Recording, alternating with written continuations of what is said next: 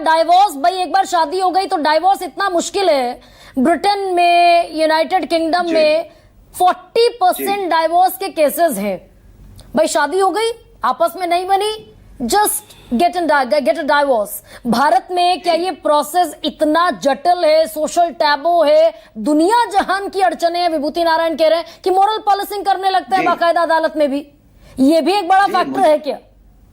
देखिए, डिवोर्स ये बिल्कुल सही है कि इंडिया में बहुत डिफिकल्ट है और इसको आसान बनाना चाहिए। हाँ। बाकी कंट्रीज में तो आप देख रहे हैं कि जो अग्रीमेंट्स बाकायदा होता है और सारी चीजें तय होती हैं, यहाँ तक कि कस्टडी से लेकर के प्रॉपर्टी से लेकर क्या होगा शादी के बाद अगर उनका डिवोर्स होता है, तो सारी चीजें जो है प्री नैप्चुअल अग्रीमेंट में तय होता है, जो कि हमारे यहाँ नहीं है। हमारे यहाँ अगर दोनों की सहमति है तब तो डिवोर्स आसानी से हो जाता है, लेकिन अगर एक की सहमति है और दूसरे की नहीं है तो डिवोर्स बहुत टफ है। और हमने देखा है कि इसी वजह से जो है कितने सारे, अगर महिलाओं को चाहिए तो वो कानून का जो है मिसयूज भी बहुत जगह पे होता है। मैं नहीं कहता कि हर केस में मिसयूज होता है, लेकिन बहुत जगह पे आप देखेंगे तो डोमेस्टिक वायलेंस या फिर जो पहले 498 था अब वो 85 जो सेक्शन है उसका वायलेशन होता है।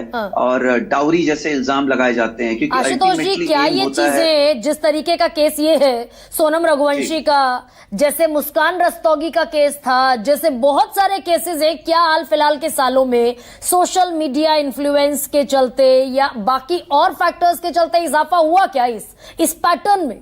क्या महिलाएं भी मतलब अपना, पहले तो ये था श्रद्धा वालकर को बाकायदा उनके प्रेमी ने टुकड़े करके फ्रिज में रख दिया, ये होता आया है, ये पैटर्न बदल गया क्या?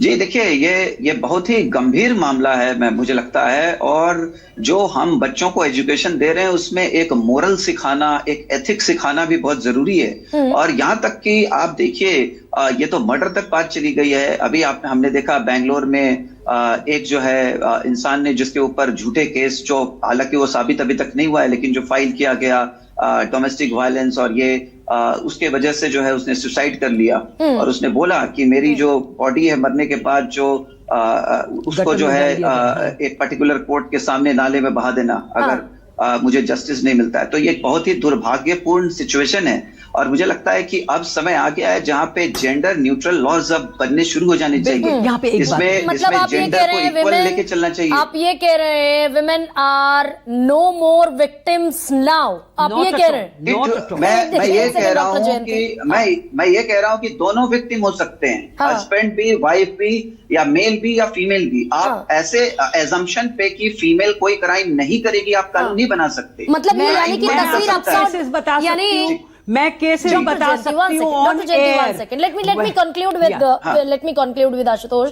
यानी ये अपसाइड डाउन चेंजेस दिख रहे हैं सोसाइटी में आशुतोष?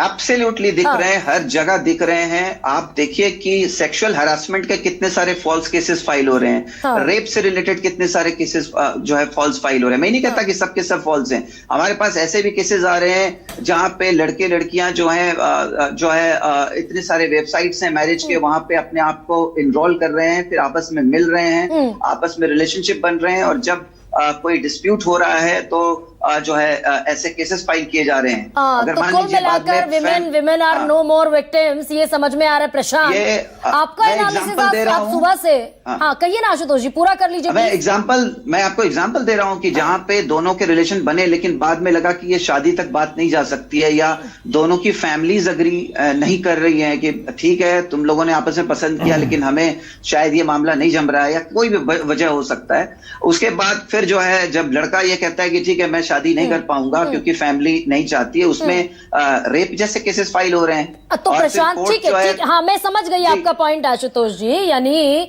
जेंडर का बेजा इस्तेमाल और बेजा फायदा जिसकी तरफ आप इशारा कर, प्रशांत आप सुबह से इस खबर पर हैं जी, इस खबर का सीक्रेट क्या है दरअसल? ठीक है आशुतोष, डॉक्टर नहीं सुनने दीजिए क्या बोल रहे हैं। नहीं, मेरे पास समय कम है डॉक्टर जयंती।